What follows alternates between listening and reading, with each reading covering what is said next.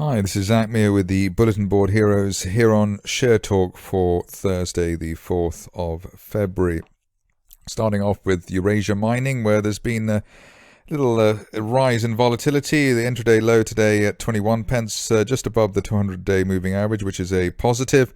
And if we can get an end-of-day close above yesterday's peak at 28.5, then that would be quite a bullish sign. If you are a fan of the stock, and there are one or two fans of the stock around there, there is a December resistance line there running through, I suppose, the 29 pence level, and an end of day close above that could be a trend, sort of near-term trend-breaking development, and give us a best-case scenario target up towards 55 pence at the top of that red broadening triangle. But that is obviously the best-case scenario at the moment. One can't quite rule out further probes as we had the other week, just below the 200-day line. But at least while we're above the 200-day line at 20 pence, we are officially in an uptrend and could resume the bull run.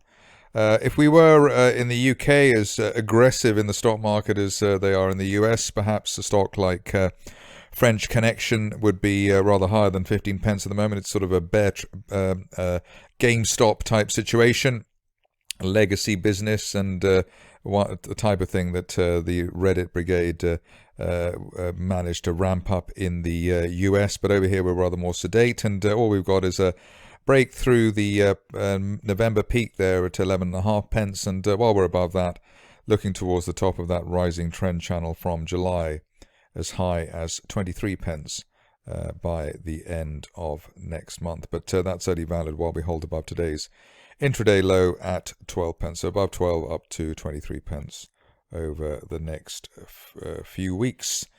Stock or a company which seems to have more lives than a cat is Iconic Labs, and clearly it's been quite a journey for the shareholders. The big play here in the recent past has been trying to pick the floor, and there have been many false dawns in the stock. The last gap down looked like it was going to be terminal, but we've bounced back from that as well, breaking a line of resistance from the middle of last month at 005, let's call it, and end of day close above 005 could take us back towards the former support area, which is sort of 007 and 008.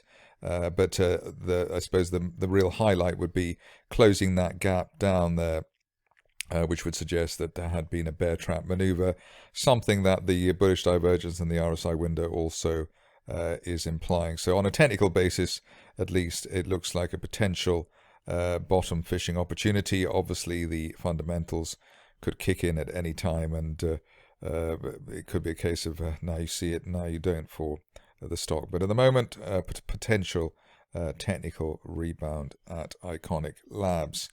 Next stock, not quite so fraught. In fact, looking rather healthy at the moment.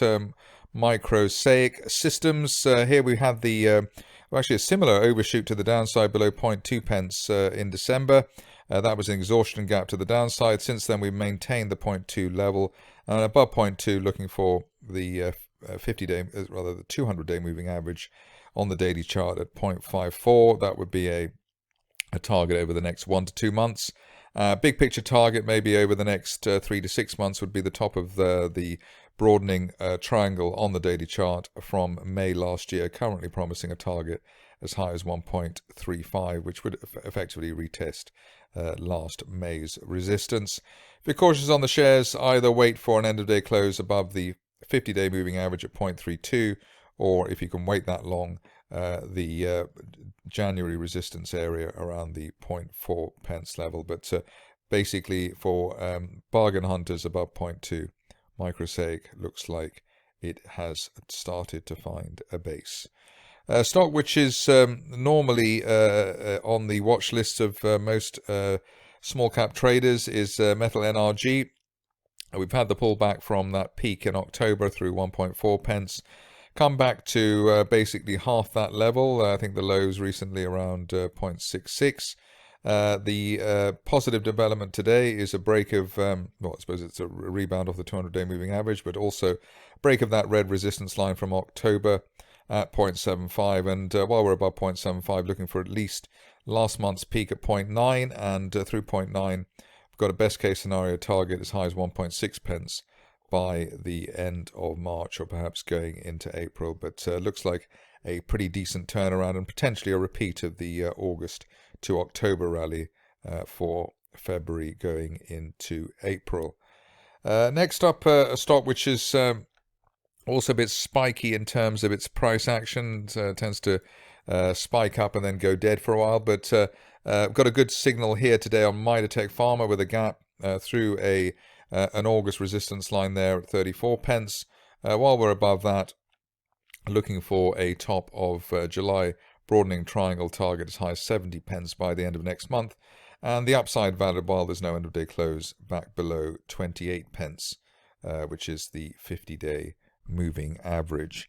Very pleased to see this stock back on the bulletin board heroes, stock which has been loved but hasn't behaved quite so well in terms of the share price.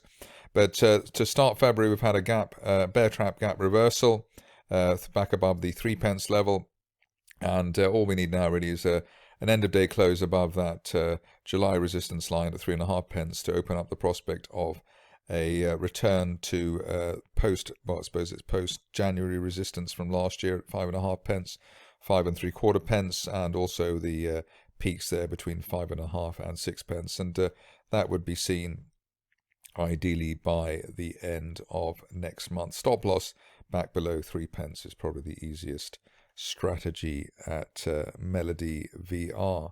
On to Panthera, which was one of the best technical situations towards the end of last year, just breaking through that January resistance line there around the 23 pence level. End of day close above that, and particularly above the 50-day line at 25 pence, could open up a fresh leg to the upside for Panthera up to 45 pence by the end of next month. Stop loss relatively simple, an end of day close back below 20 pence should do the trick. Going on to stock which had news today, pretty good validation in terms of Argo blockchain buying into one of Pires' investments, which is obviously a healthy situation. Here we've got a rising trend channel from August, top of the channel heading towards 25 pence, and that target valid while we hold above the recent support at 10 pence, which is the initial February support, so initial February low rather, so above 10 pence, looking to 25 pence by the end of next month on Pires. Stock which looked as though it was going to delight the bulls at the end of last year, but fizzled out, is Trafalgar Property, but we broke a line of resistance there in the falling wedge from July around the 1 pence level, and have built since then, the early part of last month. The view at this stage is that while we're above the 20-day moving average at 1.05, we're looking towards the top of a broadening triangle from the summer at 2.5, 2.6 pence over the next couple of months. If you're cautious on the shares, maybe wait for an end of day close above the 200-day moving average at 1.33 pence. A bit of a marathon session today, largely because there are stocks that are too difficult to resist at the moment. One of them is tissue Regenix, which has broken through both the November and January resistance at 0.6 pence. End of week close above that could take the shares on a journey up towards 1.8 pence over the next 2 to 3 months, and that target valid while we hold above the 50-day moving average and the floor of the April 2020 price channel at 0.51 pence in the interim. Going on to a stock which I'm getting withdrawal symptoms on, because I normally sort of have a daily interview with the executive chairman, but none so far today. Instead, we're looking at the chart, which is underlining the way that we've got a rising trend channel from December, support line there at 5 pence, and while we're above 5 pence, we've got a best case scenario target over the next couple of months as high as 13 pence, which would be quite a coup for the bulls on Xtract Resources. Ideally, we see a decent weekly close today above yesterday's 5.5 pence peak to build momentum in the shares. A bit of a different type of stock here next in terms of Vodafone. Bit of a divergence, larger than most of the companies that we ever look at, but we had a gap higher yesterday on the update from the company, which looked very positive on a fundamental basis. And the view is that while we're above the gap and above the 50-day moving average at £1.27, we should see a move to the top of a rising trend channel from back in March last year, £1.70. That target could be hit as soon as the next 2 to 3 months, and ideally there's no end of day close back below that late January resistance at £1.32. If we can get away with that, that would be quite a coup for the bulls. But above the 50-day line, looking for £1.70 on Vodafone. Finishing off with a stock which has managed to withstand the bear attack that it's had this week quite well, actually, with the bear trap rebound from below the 50-day moving average at 68 pence, and that's probably the best line in the sand at the moment, just to check that everything's okay. The last low there, which I think I described yesterday, was at 67 pence in January, and we managed to remain above that, which was healthy. But at least while we're above the 50-day line, looking for a move back towards the top of that rising August trend channel at £1 over the next 4 to 6 weeks. At this stage, I'd really back below the price channel floor, let's say 62, 63 pence, really killing the upside scenario, or delaying the upside scenario at the moment. We've got the RSI there at above 50 as well, which is a positive and provides a leading indicator to the upside. That's it from me today. More updates tomorrow.